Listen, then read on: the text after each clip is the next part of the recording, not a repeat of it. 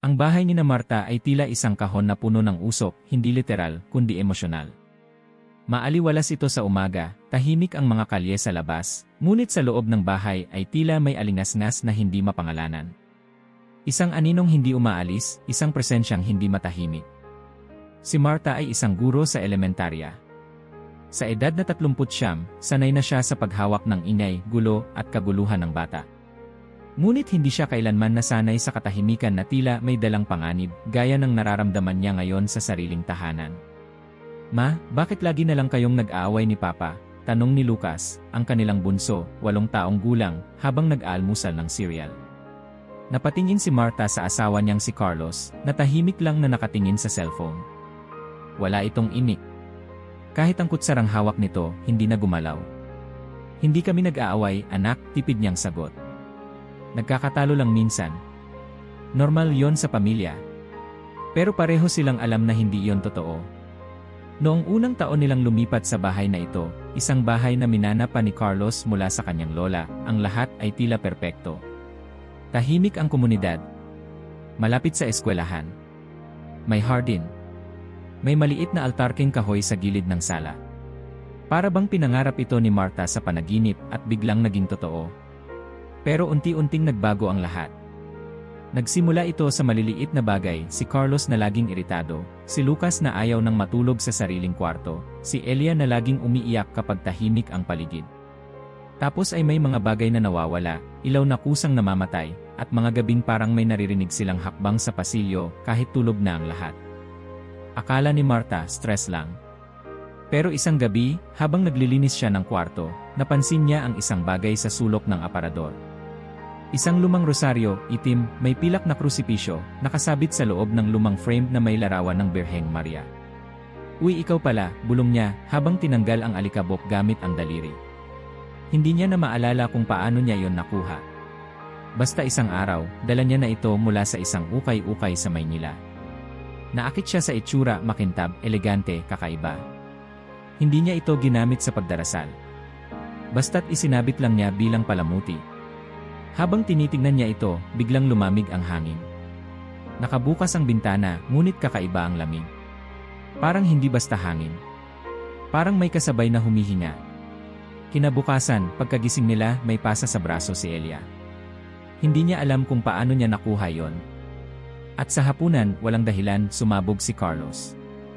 "Lagi na lang kulang ang ulam. Ilang beses ko bang sasabihin? Wala ba tayong pambili?" Nagulat si Marta. "Carlos, hindi naman sa. Walang palusot, Marta. Kahit ang simpleng hapunan, hindi mo maayos." Tahimik lang si Lucas. Si Elia, napaiyak. Si Carlos, tumayo at iniwan silang lahat sa mesa. Noong gabi ring iyon, hindi makatulog si Marta.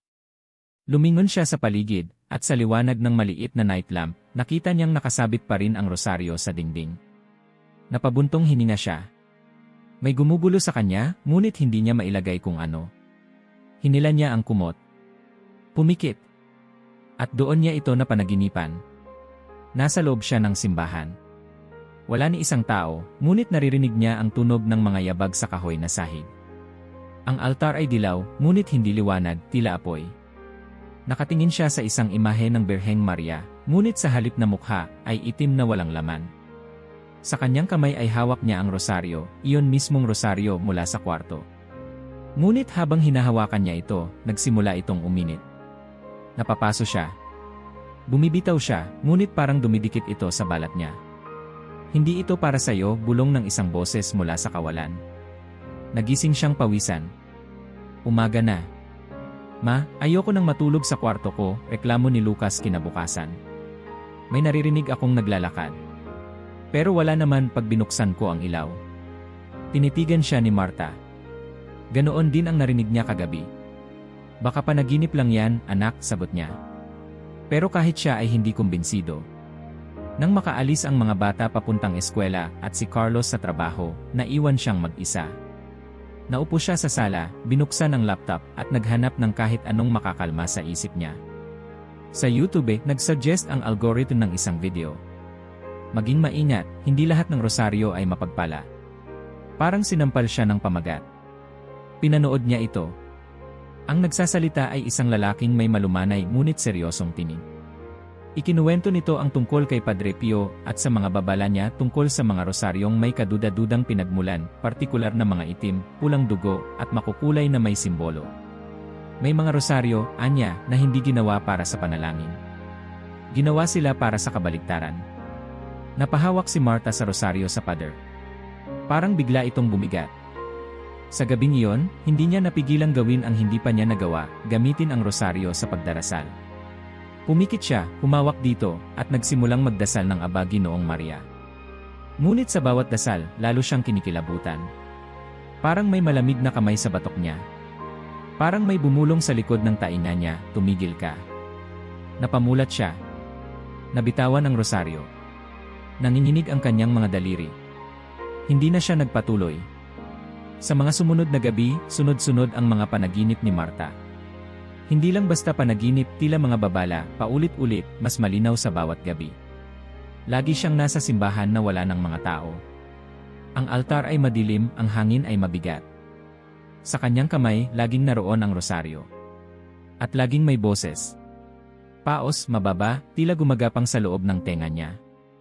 Isuko mo, sabi nito. Hindi ito sayo. Tuwing magigising siya, parang pagod na pagod ang kanyang katawan, para bang hindi talaga siya nakapagpahinga.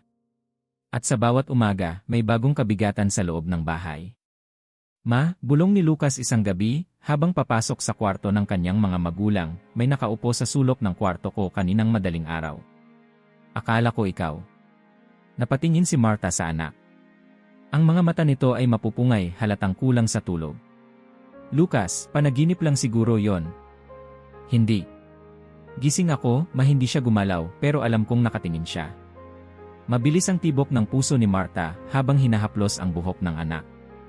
Napatingin siya sa kwarto, saka muling tumingin sa rosaryong nakasabit sa dingding. Hindi niya nakaya ang katahimikan. Kailangan niyang maintindihan kung ano talaga ang nangyayari. Kinagabihan, bumalik siya sa parehong video na napanood niya noon. Sa pagkakataong ito, hindi lang niya pinanood, sinulat niya ang mga sinabi. Ang ilang rosaryo ay ginagamit sa mga ritual na taliwas sa pananampalatayang Kristiyano, sabi ng tagapagsalita. Partikular na ang mga kulay itim, pulang dugo, at mga makukulay na may mga simbolong hindi natin lubos na nauunawaan. Tumigil si Martha sa pagsusulat. Napalingon siya sa krusipisyo ng kanyang rosaryo. Noon lang niya napansin na ang maliit na krus sa gitna ay may ukit, hindi ang inri na karaniwan sa krus ng Panginoon, kundi tila mata. Isang bilog na may tila alon sa paligid. Para bang mata ng isang hayop o mata ng isang mas malalim. Napalunok siya. Agad siyang bumangon at kinuha ang rosaryo. Sa unang dampi pa lang sa palad niya, tila may malamig na kuryenteng gumapang mula daliri pataas sa braso. Ngunit hindi siya umatras. Tumindig siya sa harap ng altar, huminga ng malalim at muling sinubukang magdasal. Aba Ginoong Maria, napupuno ka ng grasya. Hindi pa siya umaabot sa ikalawang linya, nakaramdam siya ng biglang pagkahilo. Para bang umikot ang paligid. Nagpatuloy siya. Ngunit sa bawat dasal, lalo lang siyang nahihirapan. Parang may tunog na humahalo sa boses niya, hindi niya maipaliwanag, isang mahinang garalgal, bumubulong mula sa dingding. Bitawan mo yan. Hindi niya alam kung boses niya yon sa isipan o kung may ibang nagsalita. Basta't nabitawan niya ang rosaryo, at para bang biglang tumigil ang lahat. Tahimik. Wala ni anong ingay. Ni sariling hinga, hindi niya marinig. Dahan-dahan siyang lumayo sa altar, iniwan ang rosaryo sa ibabaw ng mesa. Umupo siya sa sofa at tinitigan lang ito mula sa malayo. Kinabukasan, nagpasya siyang tawagan si Aling Teresa, isang matandang kaibigan ng kanyang ina na may tindahan ng mga antigong gamit at mga lumang anting-anting. May kaalaman ito sa mga espiritual na bagay at matagal ng aktibong miyembro ng simbahan. May papakita ako sa iyo, Tita Teresa. Isa itong lumang rosaryo. Hindi ko maipaliwanag pero parang may mali. Hindi na siya nagpaligoy. Kinabukasan, dinala niya ang rosaryo sa tindahan ni Aling Teresa sa may San Roque. Ang tindahan ay parang maliit na museo, puno ng lumang gamit, larawan, at relihiyosong estatwa. Ngunit may bahagi roon na tila bawal galawin, isang aparador na puno ng lumang krus, bentilador na gawa sa garing, at mga punit na pahina ng dasal. Kanino mo nakuha ito? Agad na tanong ni Teresa matapos lamang ang ilang segundo sa paghawak ng rosaryo. Sa ukay-ukay po sa Avenida. Matagal na. Mga 4 na taon na siguro. At hindi mo ito kailanman ginamit sa pagdarasal. Ngayon lang. At hindi maganda ang pakiramdam ko habang ginagamit. Tahimik si Teresa. Tiningnan niyang mabuti ang krusipisyo, saka lumapit sa isang lumang aklat. Binuklat ito, tiningnan ang ilang larawan, at nagtaka. Ayan. Tingnan mo. Ang ukit na ito, hindi ito Kristiyano. Isa itong simbolo ng pagsasama ng elemento at kaluluwa sa mga ritual ng hindi ko nasasabihing pangalan. Basta hindi ito galing sa simbahan. Isa itong sinadyang baguhin, Marta. Napaatras si Marta. Napaupo. Nanlamig ang kanyang batok. Kung ginamit ito sa dasal, maaaring may naiwan. Lalo na kung ang dasal ay hindi para sa Diyos. Hindi agad nakasagot si Marta. Gusto niyang umiyak pero walang luhang lumalabas. Gusto niyang sumigaw pero tila nawalan siya ng boses. Ang tahimik ng paligid. Para bang lahat ng naririnig niya ay sariling tibok ng puso. Ano nang dapat kong gawin? Tanong niya sa wakas. Dalhin mo sa pari. Huwag mong subukang sunugin o itapon. Dapat ay may basbas. At kung ako sa'yo, aalisin ko na yan sa bahay mo ngayon din. Pauwi, inilagay niya ang rosaryo sa loob ng isang kahon, ibinalot sa tela, at itinago sa trunk ng kotse. Hindi siya makatingin sa salamin. Sa bawat ilaw ng poste, para bang may aninong sumusunod sa kanya mula likod. Pagdating sa bahay, tahimik ang lahat. Si Carlos ay wala pa rin. Si Lucas at Elia ay natutulog na. Ngunit nang binuksan niya ang pinto ng kwarto nila, napansin niyang may basang yapak sa kahoy na sahig, maliit, parang paa ng bata. Ngunit wala namang paliguan sa ikalawang palapag. Lumingon siya sa hallway. Walang tao. Hindi siya umimik. Kinuha niya ang holy water mula sa maliit na altar at binasbasan ang pintuan ng mga kwarto. Pagkatapos ay naupo siya sa tabi ng anak at sa unang pagkakataon sa maraming buwan, nagsimula siyang magdasal, hindi gamit ang rosaryo, kundi mula sa puso. At habang ginagawa niya ito, parang may liwanag na dumampi sa balikat niya. Kaunti lang, pero sapat upang hindi siya umatras. Ang araw ay tila mas tahimik kaysa dati, pero hindi mapakali si Marta. Sa kabila ng liwanag ng araw at halakhak ng mga batang naglalaro sa labas, sa loob ng bahay ay may di mapaknit na bigat. Para bang may inaantay na sumabog. Nagpasya siyang tawagan si Clarice, isang kaibigang bihasa sa mga lumang gamit at may malawak na kaalaman sa kasaysayan ng relihiyosong sining. Matagal nang nagtatrabaho si Clarice bilang curator sa isang maliit na museo sa Maynila, at minsan na rin itong tinanong tungkol sa mga simbolismo sa mga krusipisyo. Clarice, may kailangan akong ipatingin sa'yo. May isang lumang rosaryo ako na sa totoo lang, hindi ko na maintindihan kung ano ba talaga ito. Sigurado ka bang rosaryo yan? Baka dekorasyon lang yan na ginawang parang rosaryo. Mas gugustuhin kong hindi totoo ang hinala ko. Nagkita sila kinabukasan sa maliit na cafe malapit sa simbahan. Bitbit ni Marta ang rosaryo, nakabalot sa parehong telang pinaggamitan niya noong dinala niya ito kay Aling Teresa. Nang inilabas niya ito, halos hindi hinawakan ni Clarice. Sa halip, tiningnan lang ito ng mataman at marahang sumulyap sa krusipisyo. Mukhang interesting ang pagkakagawa nito, maingat na bungad ni Clarice. Ang mga beads ay mukhang gawa sa jet o obsidian. Pero itong ukit sa krus, Marta, nakita mo ba ito? Kaya nga ako nandito. Parang hindi Kristiyano, di ba?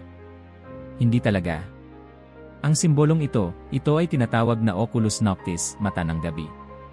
Ginagamit ito sa ilang esoterikong grupo bilang representasyon ng panloob na liwanag ng kadiliman.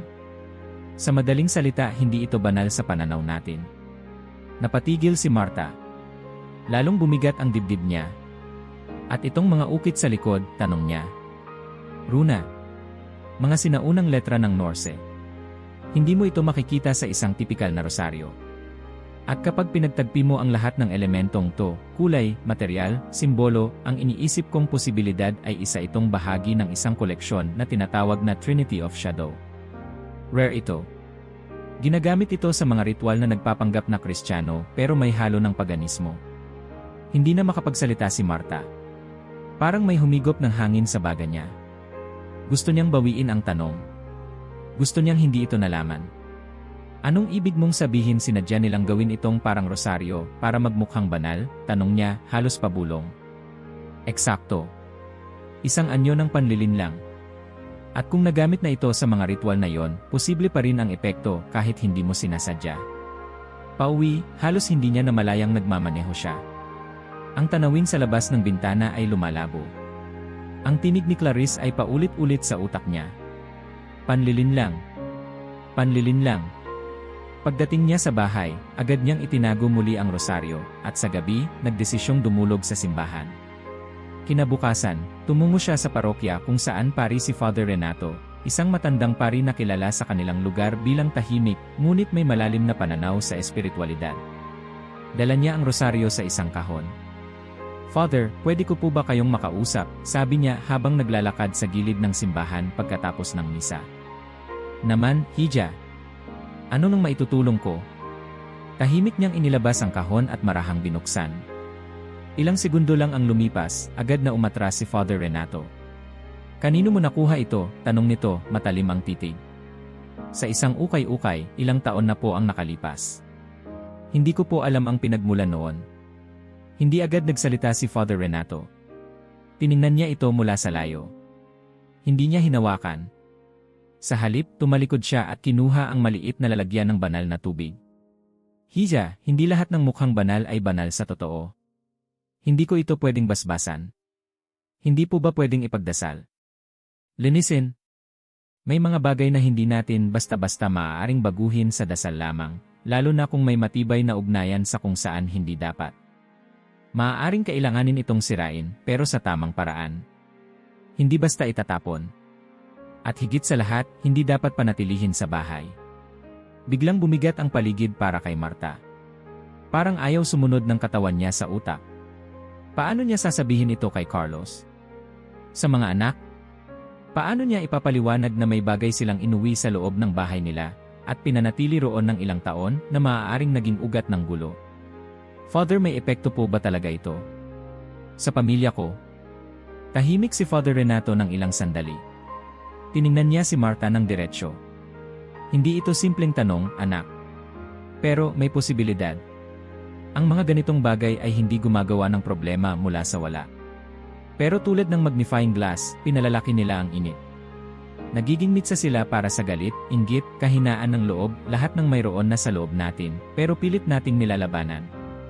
Bigla na lang silang lumalakas." Muling tiningnan ni Marta ang kahon. Gusto niyang sunugin ito agad. Gusto niyang itapon sa ilog. Ngunit ang sinabi ng pari ay malinaw, kailangan ng tamang proseso.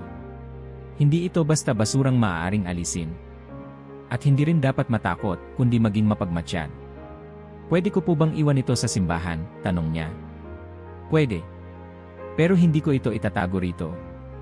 Kakausapin ko si Father Ben, isang exorcist mula sa diocese. Alam niya kung paano ito hawakan." Marta tumango.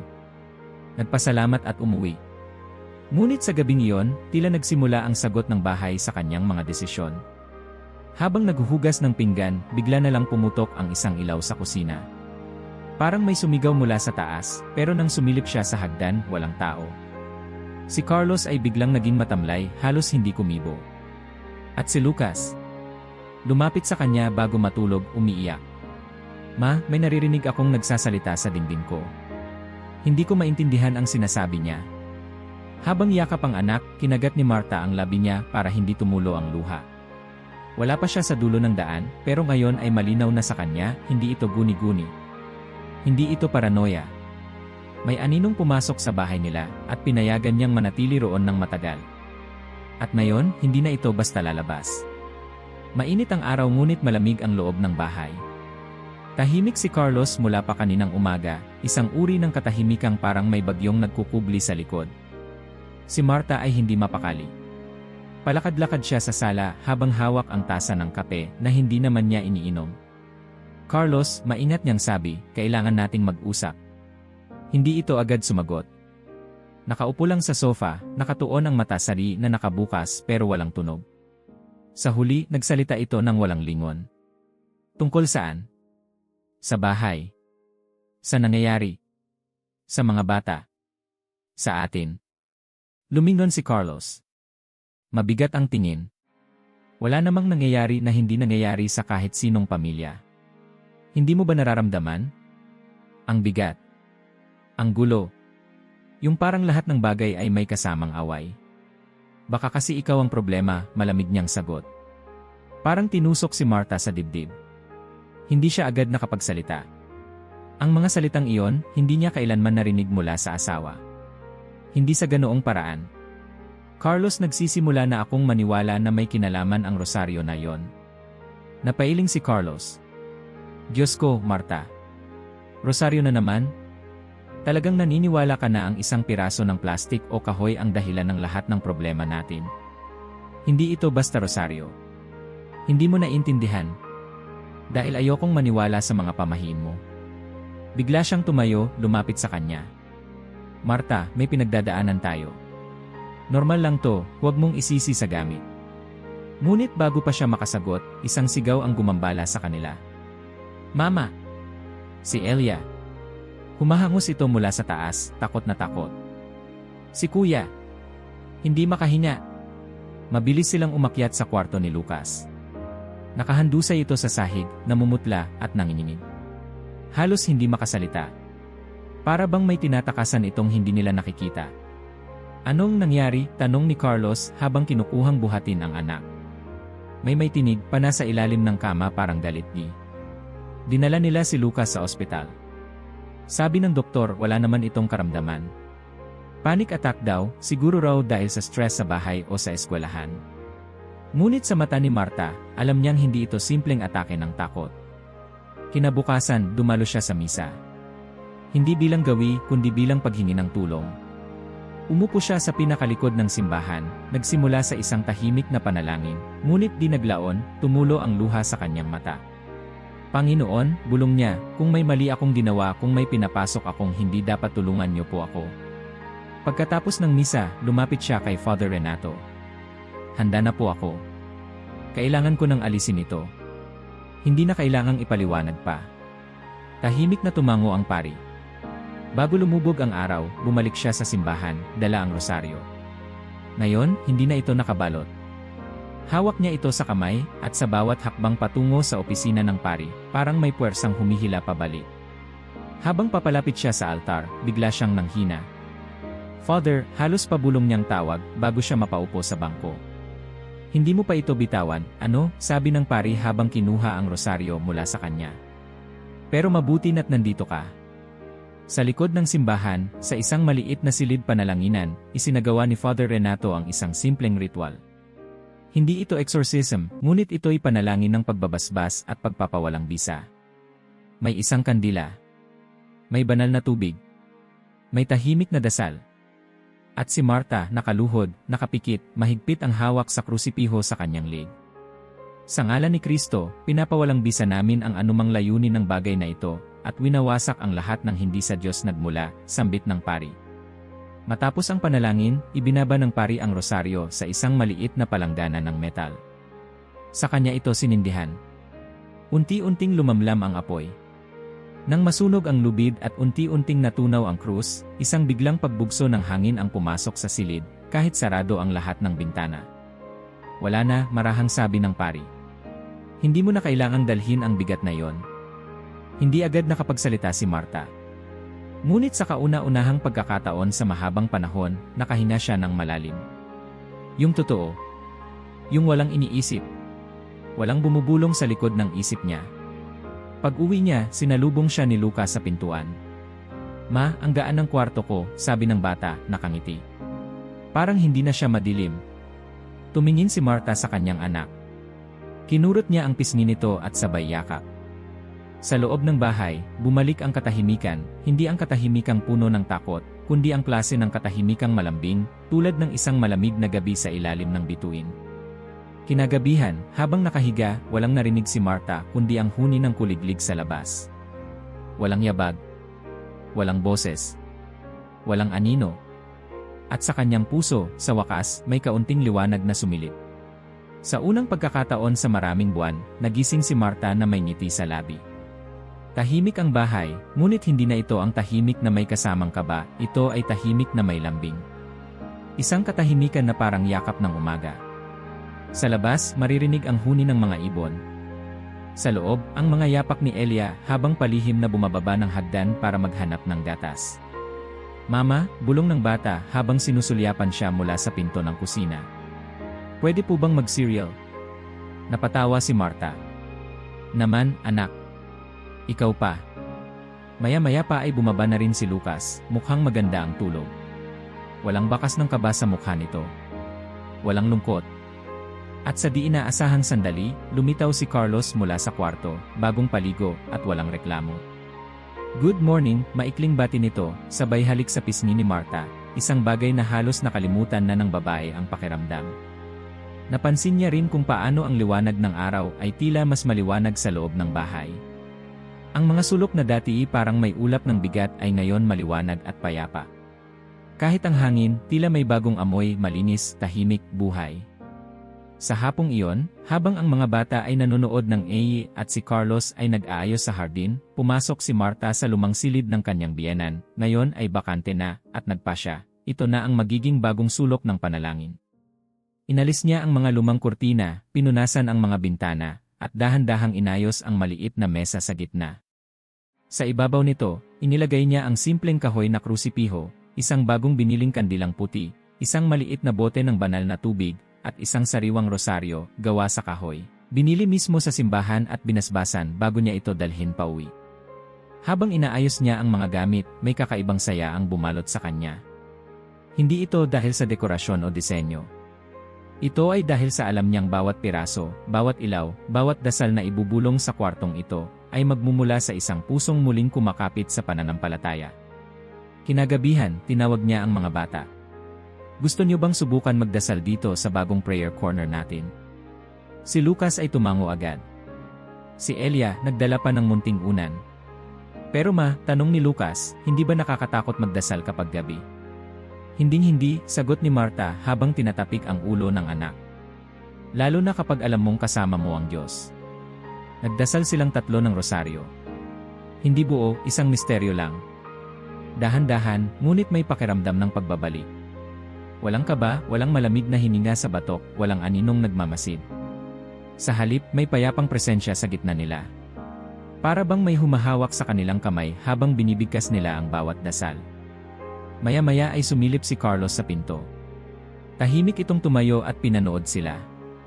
Hindi ito nagsalita, pero hindi rin umalis. At bago sila matapos, marahan itong isinara ang pinto para hindi sila maistorbo. Pagkatapos ng panalangin, pinatay ni Martha ang kandila, at sa kauna-unahang pagkakataon, may marahang gumaan sa kanyang dibdib, hindi lang dahil sa tapos na ang dasal, kundi dahil sa paniniwalang hindi siya nag-iisa. Naging bahagi ng kanyang araw-araw ang bagong espasyo ng panalangin. Bawat umaga bago pumasok sa trabaho, sinisilip niya ito, nagsisindi ng kandila, at bumubulong ng isang simpleng dasal, "Salamat, Panginoon. Bantayan niyo po kami." Bawat linggo, bumabalik siya sa simbahan, hindi lang para magsimba kundi para makausap si Father Renato. Minsan, tinutulungan niya ang mga madre sa paglilinis ng altar. Sa mga libreng oras, nagsimulang magbasa si Martha tungkol sa mga sulat ni Padre Pio, tungkol sa mga babala, mga sakripisyo, at mga milagro. Parang biglang nabuksan ang pinto ng isang mundo na matagal na niyang nalimutan. Hindi na siya dating si Martha na basta naniniwala. Siya na ngayon si Martha na umaalam, nagtatanong, at higit sa lahat, nagbabantay. Pinagmasdan niya ang bahay habang tinatapos ang isang tasa ng tsaa. Ang mga bata ay natutulog sa kani-kanilang kwarto, walang takot. Si Carlos ay nasa sala, tahimik na nagbabasa. Walang multo. Walang bigat. Walang ingay. Muli niyang sinulyapan ang maliit na altar. Maaliwalas ang liwanag mula sa kandila. Maayos ang krus. Nakapatong sa tabi ang bagong rosaryo, simple, tahimik, at totoo. Hindi na siya muling maglalagay ng bagay sa kanyang bahay na hindi niya naiintindihan. Hindi dahil sa takot, kundi dahil sa paggalang. Alam nyo, hindi ko inakala na magmumula sa isang simpleng rosaryo ang lahat ng gulong yon, sabi ni Martha habang nakaupo sa isang maliit na grupo ng kababaihan sa simbahan. Buwan ng pagpupulong nila ito, karaniwang pinag-uusapan ay pamilya, panalangin, at kung minsan, ang mga mas personal na laban. Tahimik ang grupo habang kinukwento niya ang karanasan. Wala siyang ipinilit. Wala rin siyang tinakot. Ikinuwento lang niya mula sa puso. Mula sa takot. Mula sa pagkakamali. Akala ko, dekorasyon lang siya. Hindi ko naisip na may dala siyang kasaysayan, intensyon o kung anuman yon. Basta alam ko na hindi siya galing sa liwanag. May isang matandang babae na nagsalita matapos ng ilang segundo ng katahimikan. Ate Marta, sa totoo lang, may rosaryo din ako sa bahay na hindi ko alam kung saan galing. Galing pa sa kapatid kong Neri. Hindi ko rin alam kung nabasbasan.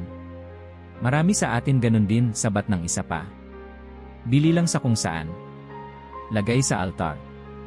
Tapos wala na. Akala natin sapat na yon. Tumango si Marta. Hindi natin kailangang matakot. Pero kailangan nating maging mapagmatsyag. May mga bagay na akala natin ay banal, pero hindi natin alam kung ano ang laman sa loob. Ang mahalaga, alam natin kung para saan natin ginagamit at kanino tayo lumalapit. Pagkatapos ng pulong, lumapit sa kanya ang ilang babae para magtanong. Isa tungkol sa isang krus na minana pa raw sa lola. Isa naman tungkol sa mga medalya na nakita sa ukay-ukay. Walang naging propetang sagot si Marta. Ang lagi lang niyang sinasabi, ipagdasal mo. Tanungin mo ang pari. At kung hindi ka mapakali, pakinggan mo ang konsensya mo. Minsan, doon talaga nagsasalita ang Diyos. Hindi naglaon, inanyayahan siya ng kanilang parokya para magsalita sa isang pagtitipon ng mga kabataan tungkol sa pananampalataya at kultura. Doon niya rin naibahagi ang halaga ng intensyon sa lahat ng bagay. Bawat bagay na may ugnayan sa ating pananampalataya, ang rosaryo, ang krus, ang imahen ng santo, ay hindi lamang palamuti. Ang kapangyarihan nila ay hindi sa material, kundi sa panalangin at paniniwala na iniaalay natin habang hawak sila. Kung ang rosaryo ay ginagamit lang para magmukhang relihiyoso, wala itong silbi. Pero kung ito ay sinasambit ng buong puso, bawat butil ay parang pintig ng pananalig mo sa Diyos. Sa dulo ng pagtitipon, may lumapit sa kanyang binata. Mga 16 o 17 taon siguro. Ate Marta, anito, salamat po. Hindi ko po alam kung totoo lahat ng sinabi nyo, pero ramdam ko pong totoo ang paniniwala nyo. Ngumiti si Marta. Hindi mo kailangang paniwalaan agad. Pero kung may maramdaman kang hindi mo maintindihan, lumapit ka sa dasal. Hindi yan lalayo. Pag-uwi niya ng gabing yon, tahimik ang bahay. Si Carlos ay nagbabasa sa sala, may kandilang nakasindi sa maliit na altar. Si Lucas ay nag-aaral sa lamesa, habang si Elia ay gumuguhit ng larawan ng isang simbahan gamit ang krayola. Mama, tignan mo to, sigaw ni Elia. Ginuhit ko yung altar natin. Tiningnan ni Marta ang gawa ng anak. Sa gitna ng drawing ay may krus, kandila, at isang maliit na tao na nakaluhod. Bakit may nakaluhod, anak? Tanong niya. Si Jesus po yan. Kasi nandyan siya tuwing nagdadasal tayo. Hindi na nakapagsalita si Marta. Pinisil niya ang kamay ng anak at tumango. Pagkaraan ng hapunan, gaya ng nakasanayan na nila, nagsama-sama sila sa maliit na prayer corner. Hindi ito en grande. Wala itong mamahaling imahe, wala ring malalaking kandila. Isang maliit na lamesa, isang krusipiho, at isang simpleng rosaryo. Ngunit para sa pamilyang ito ang sentro ng tahanan. Ngayon ako maglilid, ma, sabay sabi ni Lucas. At habang pinapakinggan ni Marta ang boses ng kanyang anak, dahan-dahang binibigkas ang Ama namin, napansin niya ang sarili, hindi nakatitig sa krus, kundi nakapikit, tahimik, at mapayapa. Hindi niya na kailangan ng mga palatandaan para maniwala. Alam niyang naroon ang Diyos. Sa pagitan ng bawat butil ng rosaryo. Sa pagitan ng bawat salita ng panalangin. Sa pagitan ng bawat halakhak ng kanyang mga anak at bawat titig ng kanyang asawa. Ang bahay na dati pinamugaran ng bigat, takot, at kaguluhan ay isa ng kanlungan ng panalangin at pananampalataya. Hindi ito naging perpekto. May mga araw pa rin na may pagod, may alitan, may katahimikan. Ngunit ngayon, may panibagong pananaw si Marta. Pananampalatayang mulat. Dahil minsan, ang mga pinaniniwalaan nating maliit na bagay, isang rosaryo, isang dasal, isang kwento, ay may kapangyarihang baguhin ang buong tahanan. At simula noon, hindi na muling binaliwala ni Marta ang mga senyales. Hindi na siya natulog nang hindi nagdarasal. Hindi na siya tumanggap ng bagay na hindi niya alam ang pinagmulan. At higit sa lahat, hindi na siya nagdalawang isip na tumayo sa gitna ng dilim, bitbit ang liwanag ng kanyang pananalig. Ang kanyang bahay ngayon ay isang banal na lugar. Isang tahanan ng panalangin. At sa bawat pag-ikot ng rosaryo sa kanyang daliri, alam niyang bawat butil ay isang paalala. Nasa panahong akala niyang wala ng liwanag, ang Diyos ay tahimik lang na nandoon, naghihintay sa panawagan ng isang pusong mulat. Nakarating ka sa dulo? I type liwanag sa comments. Mag-subscribe at i-share sa pamilya at kaibigan.